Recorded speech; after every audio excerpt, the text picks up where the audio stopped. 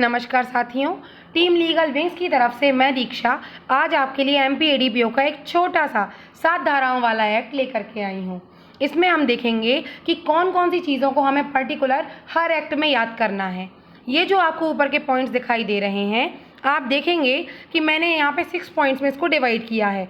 ध्यान दें, हर एक्ट में इन पॉइंट्स को ज़रूर तैयार करें क्योंकि यहाँ से एक दो प्रश्न ज़रूर पूछे जाते हैं। सबसे पहले इस एक्ट का ईयर है 1984, एक्ट नंबर है 3, टोटल सेक्शन है 7। उसके बाद प्रेसिडेंट की कंसेंट मिली 16 मार्च 1984 को, एनफोर्समेंट डेट है 28 जनवरी 1984 और लास्टली धारा इसकी एक ये बताएगी कि इसका विस्तार संपूर्ण भारत में है। तो ध्यान दें, 31 अक्टूबर 2019 के बाद कुछ एक्ट का जो प्रवर्तन है वो संपूर्ण भारत में हो गया है। करेक्ट। अब हम देखते हैं धारा 2। इसकी सेक्शन नंबर 2 आपको डेफिनेशन क्लॉज के बारे में बताएगी। धारा 2 और सेक्शन में डेफिनेशन भी 2 ही प्रोवाइडेड की गई हैं। ठीक है। सबसे पहले सेक्शन 2A जो कि है मिसचीफ। आप सभी जानते हैं कि मिसचीफ क्या होता है। करेक्ट। इन्होंने डायरेक्टली रेफर किया है कि मिसचीफ का वही अर्थ है जो कि आईपीसी की धारा 425 में बताया गया है।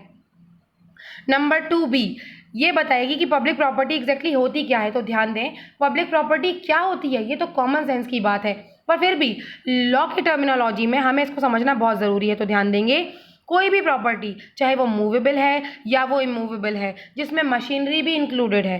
करेक्ट। और वो किसी ऐसे पर्सन के द्वारा ओन्ड की जाती है या किसी के पोजेशन में या उसके द्वारा कंट्रोल की जाती है, जो कि सेंट्रल या स्टेट गवर्नमेंट हो या कोई लोकल अथॉरिटी हो या कोई कॉरपोरेशन जो कि सेंट्रल गवर्नमेंट के द्वारा इस्टेब्लिश किया गया हो या कंपनी एक्ट 1956 की सेक्शन 617 के अधीन स्थापित कोई कंपनी हो और कोई भी अदर इंस्टीट्यूशन हो या कोई समुत्थान हो जो कि सेंट्रल गवर्नमेंट ने नोटिफाइड किया हो, इसके अंतर्गत आते हैं। ध्यान दें, लोक संपत्ति तभी कहा जाएगा जबकि पर्टिकुलर प्रॉपर्टी को जो फंड है, यानी कि जिस फंड से वो प्रॉपर्टी स्थापित की गई है, या तो वो पूरा सेंट्रल गवर्नमेंट के द्वारा दिया गया हो या कुछ सेंट्रल गवर्नमेंट के द्वारा और कुछ स्टेट गवर्नमेंट के द्वारा दिया गया हो, और लास्टली या तो वो पार्टली स्टेट के द्वारा और पार्टली सेंट्रल गवर्नमेंट के द्वारा दिया गया हो। तब हम कहते हैं कि ये सारी चीज़ें जो हैं वो पब्लिक प्रॉपर्टी की कैटेगरी में आएंगी। ठीक। इसके बाद हम देखते हैं सेक्शन नंबर 3। ये आपको बताती है कि mischief causing damage to public property exactly होता क्या है। सबसे पहले इस वाली सबसेक्शन 1 को पढ़ने से पहले मैं आपको बता दूं कि सबसेक्शन 2 बहुत इंपॉर्टेंट है क्योंकि सबसेक्शन 2 में दिया जाने वाला पनिशमेंट जो है वो सीवियर इन नेचर है। क्योंकि जब हम सबसेक्शन 1 को पढ़ेंगे तो ये हमें ये बताएगी कि जो बातें सबसेक्शन 2 में नहीं बताई हैं उसके लिए पनिशमेंट क्या होगा। तो सबसे पहले हमें प्रेफर करना पड़ेगा कि सबसेक्शन 2 किस बारे में बात करती है। तो ध्यान दें कि कोई भी बिल्डिंग, कोई भी इंस्टॉलेशन या फिर कोई भी अदर प्रॉपर्टी जो इसमें कि प्रोडक्शन होता हो, डिस्ट्रीब्यूशन होता हो, सप्लाई ऑफ पावर हो रहा हो, एनर्जी है, लाइट हो रहा हो, ठीक है, या फिर कोई भी अदर तेल प्रतिष्ठान हो या सीवेज वर्क्स होते हों या माइन और फैक्ट्रीज या फिर एनी पब्लिक ट्रांसपोर्टेशन और टेलीकम्युनिकेशन बिल्डिंग एटसेट्रा इसके अंतर्गत आते हैं। अब यदि कोई ऐसा व्यक्ति इन सारी प्रॉपर्टीज़ में मिसचीफ करेगा या रिश्ती करेगा तो कठोर कारावास से, जिसकी अवधि 6 महीने से कम नहीं होगी, 5 साल तक की हो सकेगी और जुर्माने से दंडित किया जाएगा। और यदि जज को ठीक लगता है तो वो ये 6 महीने से कम की सज़ा भी दे सकेगा, मगर इसके लिए जज को अपने जजमेंट में कारण लिखना पड़ेगा कि उसने इतनी कम सज़ा क्यों दी। अब हम आते हैं सबसेक्शन नंबर 1 में, जो हमें ये बताती है कि ऐसी कंडीशंस जो कि सबसेक्शन 2 में बताई हैं उनको छोड़कर यदि कोई व्यक्ति किसी अन्य लोक संपत्ति को नुकसानी कारित करेगा तो वह ऐसे कारावास से, जिसकी अवधि 5 साल तक की हो सकेगी, और जुर्माने से दंडित किया जाएगा। इसके बाद हम देखते हैं धारा 4। धारा 4 बताती है कि mischief causing damage to public property by fire और एक्सप्लोजिव सब्सटेंसेस। करेक्ट। तो ध्यान दें कि कोई भी व्यक्ति किसी ऐसी प्रॉपर्टी में जो सेक्शन 3 के सबसेक्शन 1 और सबसेक्शन 2 में बताई गई है उसमें मिसचीफ जो है करता है, और वो मिसचीफ करता है या तो अग्नि के द्वारा या विस्फोटक पदार्थ के द्वारा। इंग्लिश वाले ध्यान देंगे, कोई फायर है या फिर कोई एक्सप्लोजिव सब्सटेंस है, इसके द्वारा आपने प्रॉपर्टी को मिसचीफ करी तो फिर आपको रिगुलर इम्प्रिजनमेंट दिया जाएगा, जिसकी अवधि 1 साल से कम की नहीं होगी, 10 साल तक की हो सकेगी और जुर्माने से दंडित किया जाएगा। लेकिन मजिस्ट्रेट रीजनेबल कारण लिखने के बाद 1 साल से कम की सज़ा भी दे सकेगा। धारा 5 आपको बताती है कि specific provision regarding to bail होता क्या है, यानी कि जमानत के बारे में विशेष उपबंध क्या है। तो ध्यान रखें, कोई व्यक्ति जो कि अभियुक्त है या सिद्ध दोष है या पुलिस की अभिरक्षा में है, स्वयं के बंध पत्र पर या स्वयं के बॉन्ड पर उसको तभी छोड़ा जाएगा जबकि लोक सेवक को यानी कि पब्लिक प्रोसिक्यूटर को सुनवाई का युक्तियुक्त अवसर प्रदान कर दिया गया हो। नेक्स्ट हम देखेंगे सेक्शन नंबर 6 जो कि बात करती है सेविंग्स के बारे में। तो ध्यान दें कि इस एक्ट में बताए गए जो भी प्रोविजन है वो अदर एक्ट्स के एडिशन में ही होंगे, उनका डेरोगेशन या उनका अल्पीकरण करने वाले कभी नहीं होंगे। और लास्टली हम देखेंगे रिपील एंड सेविंग्स। तो ध्यान दें इस एक्ट के बनने से पहले लोक संपत्ति का नुकसानी निवारण अध्यादेश 1984 प्रवर्तन में था जिसको निरसित किया गया और उसके बाद इस एक्ट को लागू किया गया। ये तो था हमारा पूरा एक्ट। अब इस एक्ट को जिसको हमने अभी कीवर्ड्स में देखा है, अब हम कुछ इसके एमसीक्यूज लगा लेंगे, है ना। एमसीक्यूज में हम देखेंगे कि नुकसानी या रिष्टि से क्या तात्पर्य है। तो जैसा कि हमने देखा था कि आईपीसी की सेक्शन 425 में जो बताया गया है वही तात्पर्य है, यानी कि ए ऑप्शन सही हो जाएगा। नेक्स्ट, सार्वजनिक संपत्ति को कहाँ परिभाषित किया गया है, 2B में किया गया है।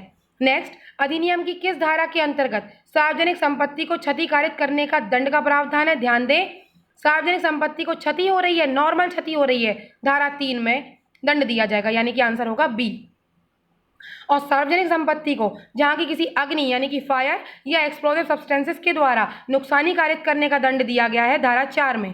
अब ध्यान देंगे कि एक्ट की धारा 3 की सबसेक्शन 1 के अंतर्गत कितना दंड दिया गया है। तो हम ध्यान देंगे कि इसका आंसर होगा डी कि कारावास जो कि 5 वर्ष तक का हो सकेगा और जुर्माने से दंडित किया जाएगा। नेक्स्ट वन कि अधिनियम की सेक्शन 3(2) के अकॉर्डिंग सार्वजनिक संपत्ति को नुकसानी करने में कितना दंड दिया जाएगा। तो ध्यान दें ये 1 वर्ष से कम का नहीं होगा, 10 वर्ष तक का हो सकेगा। तो option C is correct. Next, सार्वजनिक संपत्ति के लिए दंड कितना दिया गया है। तो ध्यान देंगे कारावास प्लस जुर्माना, दोनों ही तरह के दंड प्रोवाइडेड है। नेक्स्ट, अधिनियम की धारा 3 सबसेक्शन 2 के अंतर्गत कारित नुकसानी के लिए न्यूनतम 6 माह का कारावास उपबंधित है।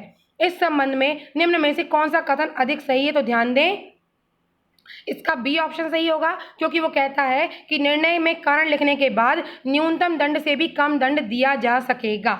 नेक्स्ट, निम्नलिखित में से कौन सी धारा दंड से संबंधित है। तो ध्यान दें कि लोक संपत्ति के नुकसानी निवारण अधिनियम की धारा 3 और 4 दंड के बारे में प्रावधान करती हैं। Answer C is correct.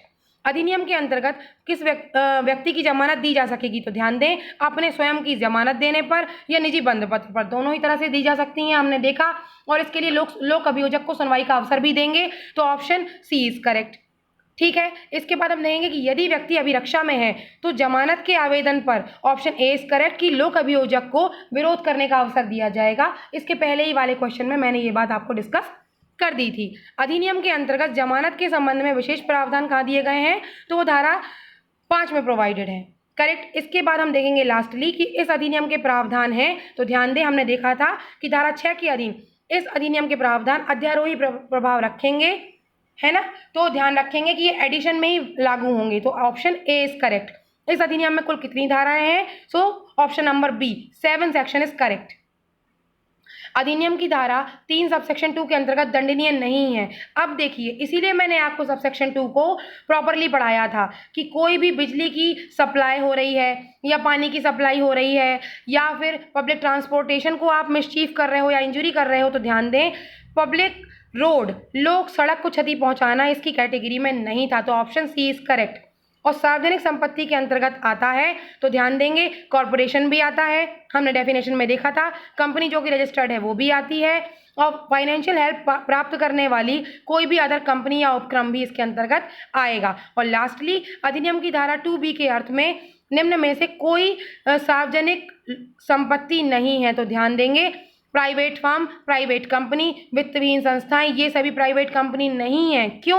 Answer D is correct. क्योंकि हमने क्या देखा था कि सारी प्रॉपर्टीज या तो सेंट्रल गवर्नमेंट फंड प्रोवाइड करे पूरा, या फिर सेंट्रल गवर्नमेंट करे प्लस स्टेट गवर्नमेंट करे, या पार्टली सेंट्रल गवर्नमेंट करे या पार्टली स्टेट गवर्नमेंट करे। ओके, तो इसके साथ हमने देखा कि हमने लोक संपत्ति के नुकसान अधिनियम को किस तरीके से क्रैक किया है। इसके बाद हमारे पेड ग्रुप को ज्वाइन करने के लिए नीचे दिए गए डिस्क्रिप्शन पर आप कॉल करके क्वेरी ले सकते हैं और हमारे बैच को ज्वाइन कर सकते हैं। Okay, thank you so much.